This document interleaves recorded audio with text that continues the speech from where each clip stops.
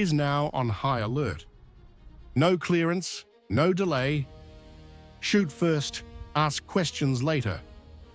This is what orders have given from Copenhagen lately, after US President Donald Trump's renewed calls to take control of the strategic Arctic island. While Copenhagen has confirmed that a Cold War-era military rule remains active, but refuses to rule out use of military force to guard territory.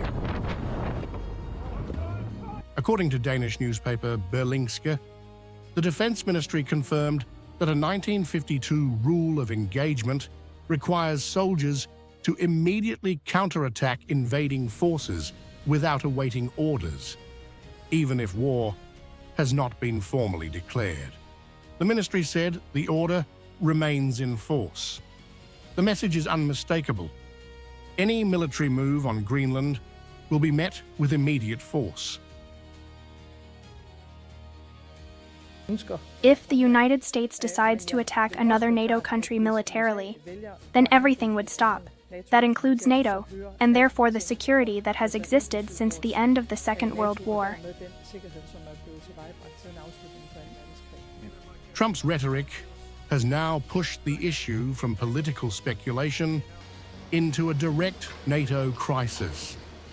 European leaders warn that an attack by one alliance member on another would be unprecedented and potentially fatal for NATO itself.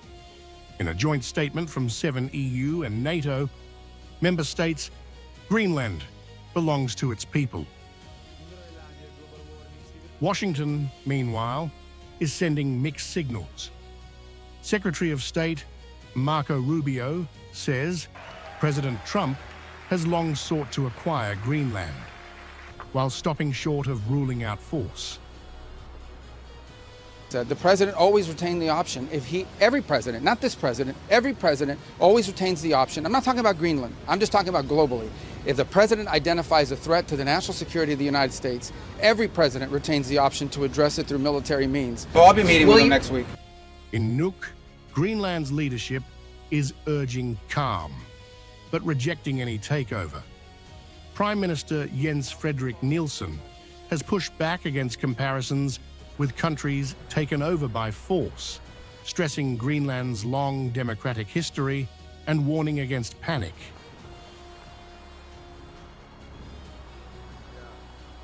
The situation is not such that the United States can simply conquer Greenland.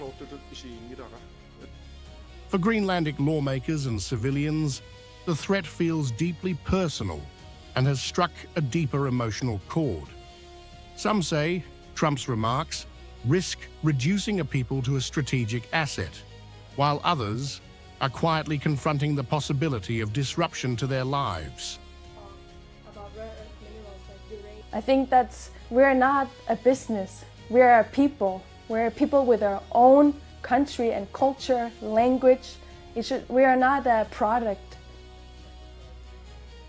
We've been talking about that, what we're going to do if something happens.